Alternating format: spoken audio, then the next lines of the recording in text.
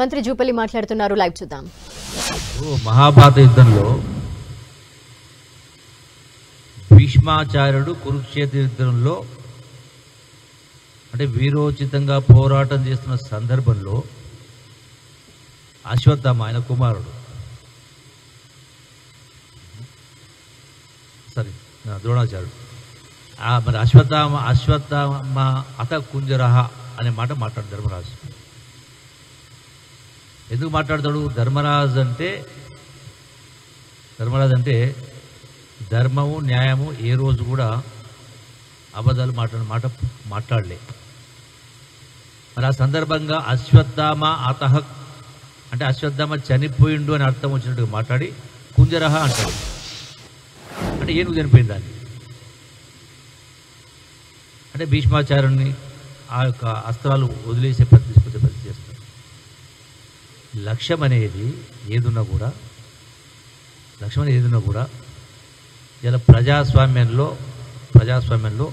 ఈ ప్రభుత్వం ప్రజాస్వామ్య పద్ధతిగానే చేస్తుంది, ఏదైనా చట్ట ప్రకారమే చేస్తుంది. ఇది కూడా పరిపాలన అంతా కూడా ఇలా వాళ్ళు మేము పనుల కోసం పోయినామంటే కూడా మీరు చేరిండ్రు నిర్ణయం తీసుకోవాలంటే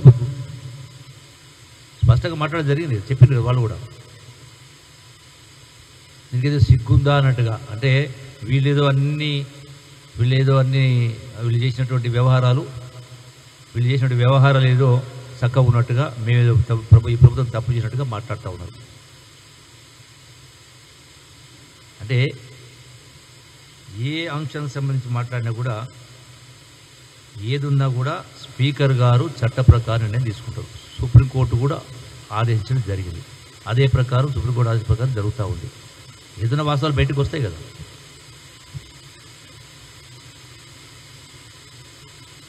రోజున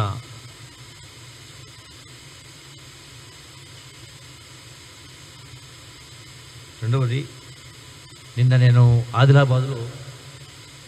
ఆదిలాబాద్లో నిన్న గురుకుల స్కూల్లో మాట్లాడిన తర్వాత ఒక సందర్భంలో ఒక నియోజకవర్గానికి సంబంధించి యొక్క పంపిణీ చేసే కార్యక్రమం అంటే వెల్ఫేర్ స్కీమ్ పంపిణీ కార్యక్రమం భాగంగా నేను మాట అన్నా. ఏమన్నా ఇది కూడా ఇట్లే ఉంటుంది, అశ్వత్థామ అతకు జరిగినట్టుగా. నేను అన్నటువంటి సందర్భాన్ని వదిలేసి ఏ సందర్భంలోనైనా నేను 7 పర్యాయాలు పోటీ చేసిన 7 పర్యాయాలు కూడా పోటీ చేసిన సందర్భంలో ఎక్కడ ఏ వేదిక పైన కూడా నేను హామీలు ఇవ్వలేదు.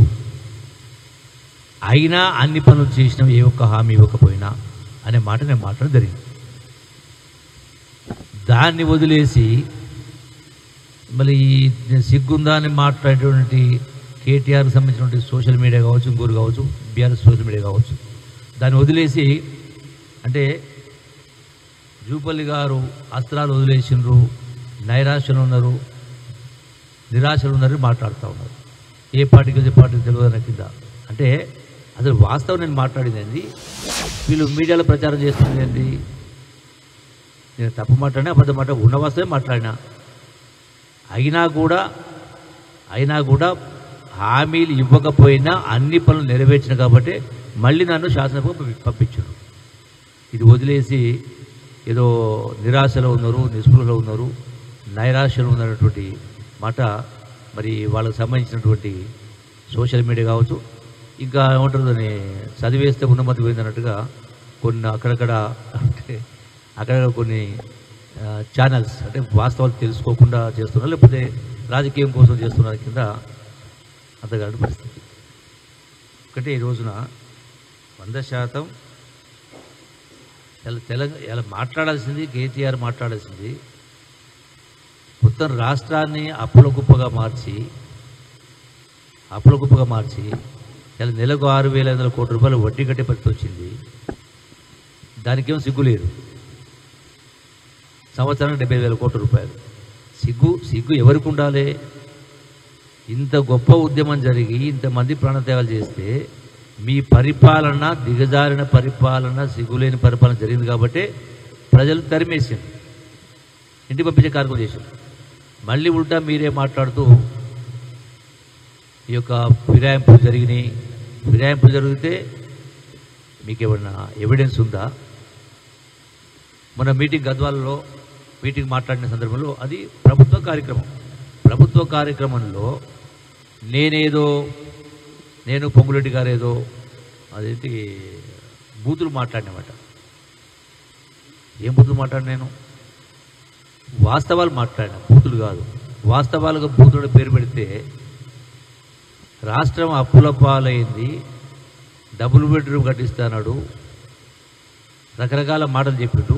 అవన్నీ ఏవి కూడా నెరవేర్చలేదు అనే మాట నేను మాట్లాడినా. కేటీఆర్ బూతులు మాట్లాడి ఎట్లంటాడు? ఒక్కటి రికార్డు చూపించండి. నాది బూతులు మాట్లాడే సంస్కారమేనా? ఎవరైనా మాట్లాడినా? బూతులు మాట్లాడుతుంటే ఆడ ఉన్న కృష్ణమోహన్ రెడ్డి ఏం మాట్లాడలేదట. అది ఒక వేదిక, ప్రభుత్వ కార్యక్రమం. దాంట్లో అంటే ప్రభుత్వ కార్యక్రమం వేదిక కూడా పాల్పంచుకోవడా? ఎమ్మెల్యేలు రాకూడదా? వస్తే పార్టీలు చేరినట్ట.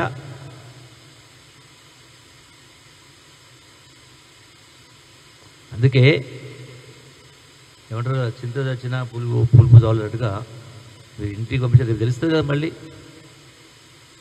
రేపు రాబోయే లోకల్ పార్టీ తెలుస్తుంది కదా,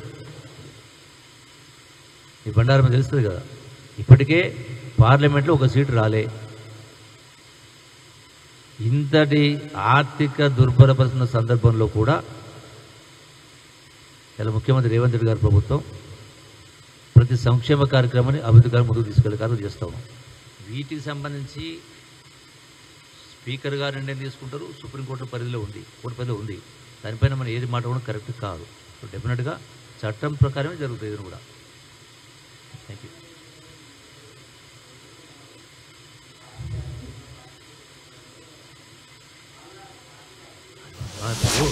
సపోజు నేను రోజు ఊరు తిరుగుతూ ఉంటా,